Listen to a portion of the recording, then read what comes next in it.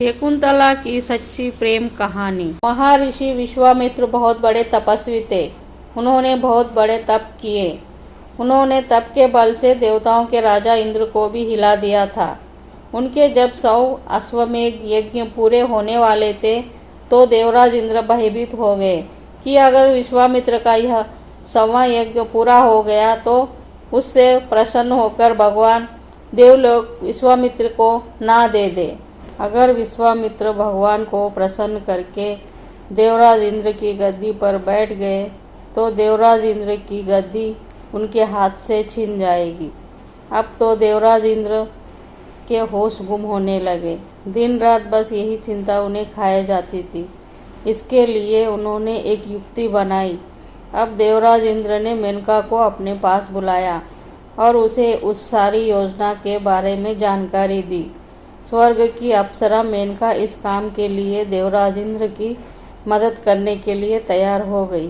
अब मेनका को धरती पर आना पड़ा। स्वर्ग की उस बेहद सुंदर अप्सरा मेनका ने एक सुंदर नारी का रूप बनाया और उस जगह पहुंच गई जहां विश्वामित्र तपस्या में लीन थे। स्वर्ग की उस मेनका ने विश्वामित्र की तपस्या भंग करने के लिए अपनी चालें चलना शुरू कर दिया। वह मोहिनी रूप में काम वासना के भाव जगाने वाली भाव भंगिमा पूर्ण नृत्य करके विश्वामित्र का ध्यान तपस्या से भटकाने में लग गई। पहले तो विश्वामित्र ने उसकी तरफ ध्यान नहीं दिया। वे अपनी तपस्या में लीन ही रहे, पर फिर भी मेनका अपनी चालें चलती रही। उसने पहले से भी अधिक मोहित करने वाला वेश धारण करके काम वासना को बढ़ाने वाले नृत्य शुरू कर दिया। उसके संग गंधर्वों ने काम वासना जागृत करने के लिए मधुर ध्वनि में गीतों की तान छेड़ी। इस तरह काफ़ी समय बीतने के बाद विश्वामित्र का ध्यान अपनी तपस्या से भटकने लगा। उन्होंने अपने नेत्र खोल लिए। नेत्र खुलने पर उन्होंने मेनका को नृत्य करते देखा और अग्नि की ज्वाला उनके नेत्रों से बरसने लगी। मेनका और गंधर्व शांत हो गए। अब विश्वामित्र पुनः अपनी तपस्या में जुट गए। यह देखकर कि मेनका और गंधर्वों ने हार मानकर वापस ना लौट आए, इसलिए देवराज इंद्र वहां प्रकट हो गए। अब देवराज इंद्र ने मेनका का हौसला बढ़ाया। इसके बाद मेनका और गंधर्वों ने फिर से काम राग गाना शुरू कर दिया। मेनका कामाग्नि को बढ़ाने वाली भाव भंगिमा पूर्ण नृत्य करने लगी। धीरे धीरे अब मेनका जीतने लगी और विश्वामित्र हार गए। मेनका के सौंदर्य और उसकी कामुकता पूर्ण नृत्य शैली के आगे अब विश्वामित्र ने नज़र भरकर स्वर्ग की उस अप्सरा मेनका को जी भर कर देखा। मेनका को देखते ही अब विश्वामित्र मेनका के प्रति आकर्षित हो गए। अब उसके मन में काम वासना ने घर बना लिया और उन्होंने अपनी तपस्या को छोड़कर घर बसाने की सोचने लगे। इसलिए विश्वामित्र ने मेनका के आगे शादी का प्रस्ताव रखा। मेनका शादी के लिए तैयार हो गई। अब विश्वामित्र और मेनका विवाह बंधन में बंध गए। कुछ समय बाद मेनका गर्भवती हो गई और एक सुंदर सी कन्या को जन्म दिया। वह कन्या मेनका के समान ही रूपवती थी। कन्या के जन्म लेने के बाद मेनका विश्वामित्र को छोड़कर वापस स्वर्ग चली गई, क्योंकि अब उसका कार्य पूर्ण हो चुका था। इंद्र ने उसे विश्वामित्र की तपस्या भंग करने भेजा था। सो अब तो विश्वामित्र की तपस्या भंग हो गई थी। वे अब गृहस्थी बन गए थे। जब मेनका वापस स्वर्ग लौट गई तो विश्वामित्र को पता चला कि उनको धोखा दिया गया है। इंद्र ने उनकी तपस्या भंग करवा दी, पर अब पछताने के अलावा कुछ भी हाथ लगने वाला ना था। इसलिए विश्वामित्र भी उस नन्ही सी जान को जंगल में बेसहारा अकेली को छोड़कर पुनः तपस्या करके अपना प्रायश्चित करने पर्वतों पर चले गए। उस नन्ही सी कली वह कन्या जंगल में जंगली पशुओं के बीच बेसहारा पड़ी थी। जब उस कन्या को भूख लग रही थी तो रोने लगी। तब उधर कण्व ऋषि नदी में स्नान करने आए हुए थे। वे जब स्नान करके वापस अपने आश्रम को लौट रहे थे तो उनके कान में उस कन्या की आवाज़ सुनाई पड़ी। तब वे उस जगह गए जहाँ से कन्या के रोने की आवाज़ आ रही थी। उन्होंने वहां जाकर देखा कि एक छोटी सी कन्या जंगल में रो रही है। उसके आसपास कोई भी नहीं है। जंगली जानवर उसके पास बैठे उसे देख रहे हैं। यह सब देखकर कण्व ऋषि को उस कन्या पर दया आई और उसे अपने साथ अपने आश्रम में ले गए।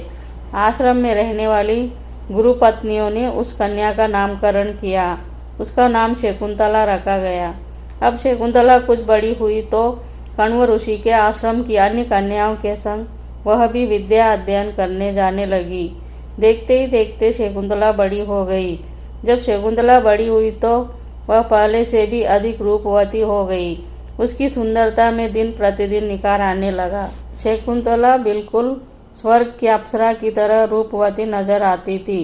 अब कण्व ऋषि को शकुंतला के विवाह के लिए चिंता होने लगी थी। वे सोचने लगे कि अब शकुंतला बिटिया सयानी हो गई है, इसके विवाह की उम्र हो गई, इसके लिए अब योग्य वर की तलाश करनी चाहिए। बस इस चिंता में कण्व ऋषि रहते थे।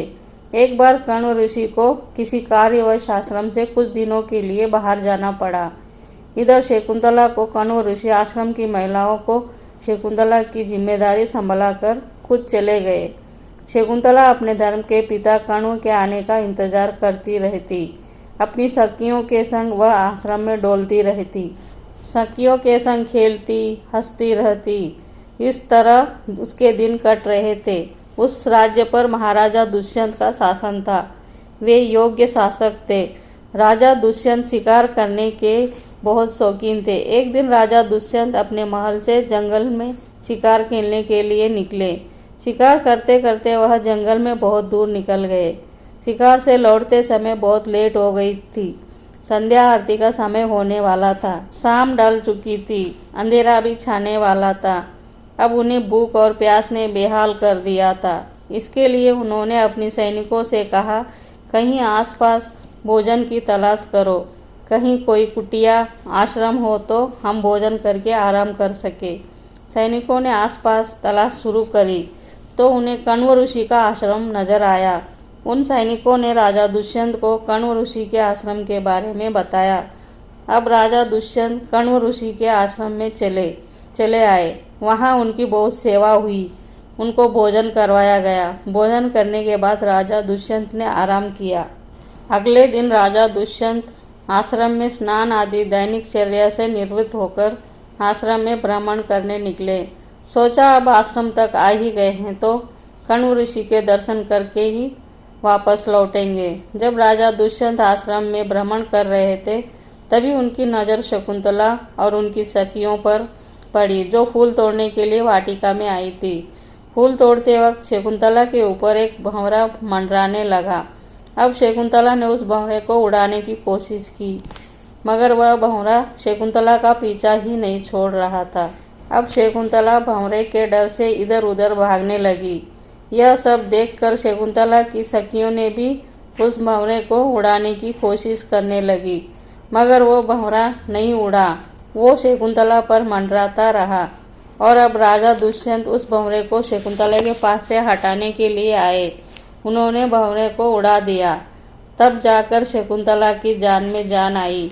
इधर राजा दुष्यंत ने भंवरे को तो भगा दिया था, मगर अपना दिल शकुंतला पर हार गए। वे शकुंतला के रूप पर मोहित हो गए। अब तो हर जगह राजा दुष्यंत को शकुंतला ही नजर आने लगी। तब उन्होंने शकुंतला को अपने दिल का हाल बताया। शकुंतला भी राजा दुष्यंत को चाहने लगी थी। इसलिए शकुंतला ने राजा दुष्यंत के विवाह के प्रस्ताव को तुरंत स्वीकार कर लिया। अब उन्होंने कण्व ऋषि का बहुत इंतजार किया, पर कण्व ऋषि समय पर आश्रम में लौटकर नहीं आए। इधर राजा दुष्यंत को भी अपने राज्य की चिंता सताने लगी थी। उनको अपने राज कार्य भी तो संभालने थे और अधिक दिन वहाँ नहीं रह सकते थे।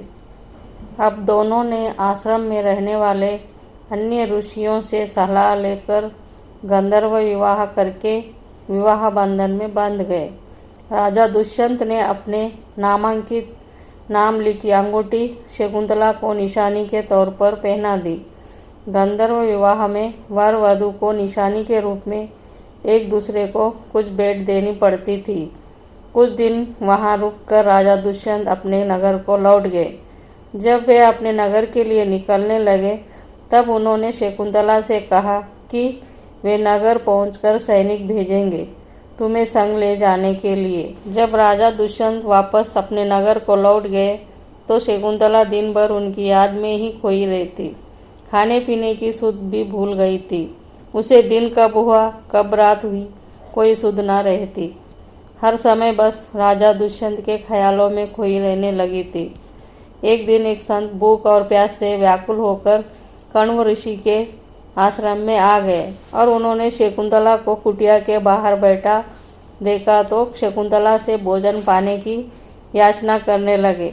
वे शकुंतला से बोले, हे देवी, मुझे भूख और प्यास ने व्याकुल कर रखा है, इसलिए कुछ अन्न जल की व्यवस्था कर दे, तुम्हें बहुत पुण्य मिलेगा। बेचारी शकुंतला को अपने ही खाने पीने की सुध ना रही थी। वह राजा दुष्यंत के ख्यालों में इतनी डूबी हुई थी कि उसे उस संत की ओर ध्यान ही नहीं गया, इसलिए उसने कोई उत्तर नहीं दिया। यह देखकर संत को बहुत क्रोध आया। उन्होंने शकुंतला को श्राप दे दिया कि तुम जिसके ख्यालों में खोई हुई हो वह तुम्हें भूल जाएगा। इतने में वहाँ शकुंतला की सखी आई और उसने संत की बात सुन ली थी। उसने संत से माफ़ी मांगी और कहा, अब इस बेचारी को माफ़ कर दो, इसने जानबूझकर आपका अनादर नहीं किया है, यह तो खुद ही होश खो बैठी है।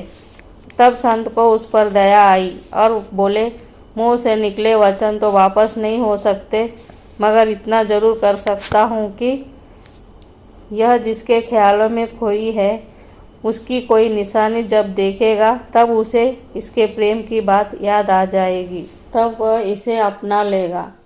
अब कुछ दिन बीते कि कण्व ऋषि आश्रम में लौट आए। जब वे आश्रम में लौट कर आए तो शकुंतला गर्भवती थी। यह देखकर कण्व ऋषि को शकुंतला पर क्रोध आया, पर जब उन्हें राजा दुष्यंत के संग उसके प्रेम विवाह गंधर्व विवाह की जानकारी हुई तब वह खुश हो गए। पर अब वे कर भी क्या सकते थे, बेटी को विदा कैसे करते। जब राजा दुष्यंत नहीं जाते समय शकुंतला को बुलाने के लिए सैनिक भेजने की बात कह गए थे। कई समय तक इंतजार किया। जब राजा के दूत शकुंतला को लेने नहीं आए तब कण्व ऋषि ने अपनी बेटी के हाल को देखते हुए खुद उसे नगर ले जाने का निर्णय लिया। अब आश्रम के अन्य गुरुओं और गुरु माताओं के संग लेके कण्व ऋषि शकुंतला को छोड़ने नाव में बैठकर चल पड़े। उस दिन पानी बहुत भरा हुआ था। नाव पानी में चल रही थी।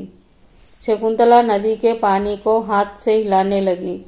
उसको पता ही नहीं चला कि कब उसके हाथ से राजा दुष्यंत की निशानी स्वरूप वह अंगूठी उसके हाथ से फिसलकर नदी में डूब गई। वह अंगूठी एक विशाल मछली ने निगल ली थी। जब वे नगर पहुंचे, राजा से मिलने के लिए सैनिकों ने उन्हें बाहर ही रोक दिया, महल के भीतर जाने नहीं दिया।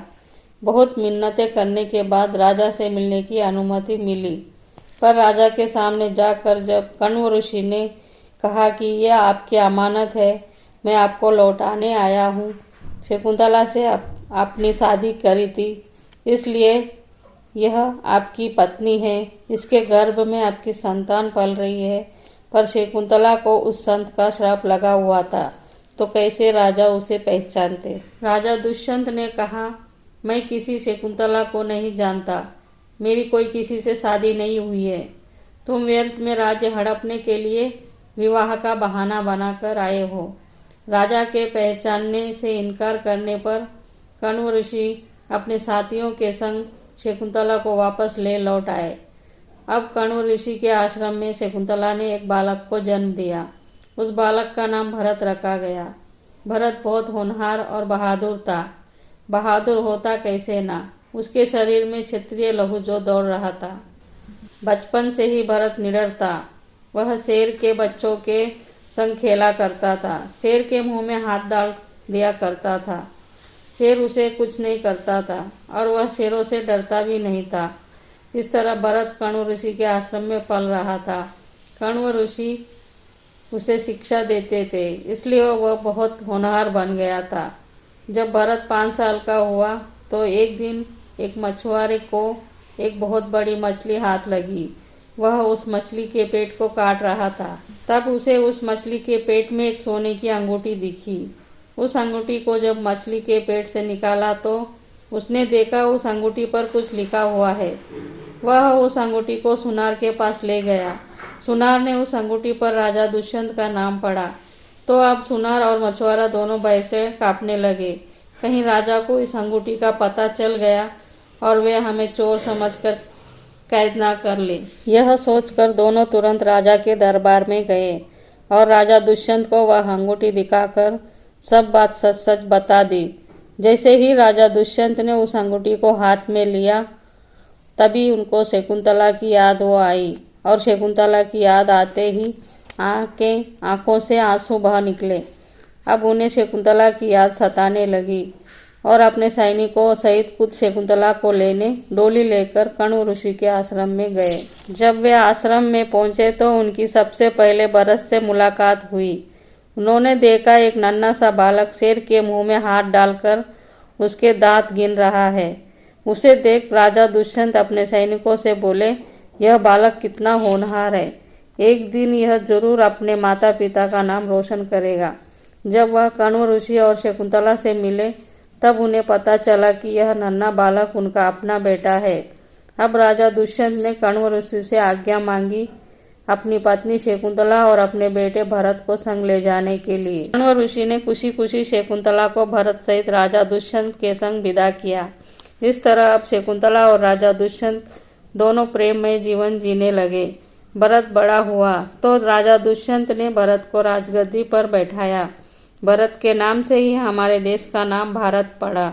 भरत बहुत प्रतापी शासक था। कहीं कहीं इस कहानी में ये उल्लेख भी मिलता है कि जब राजा दुष्यंत ने शकुंतला को ठुकरा दिया था, उसे पहचानने से इनकार कर दिया था, तो शकुंतला बहुत दुखी हुई थी।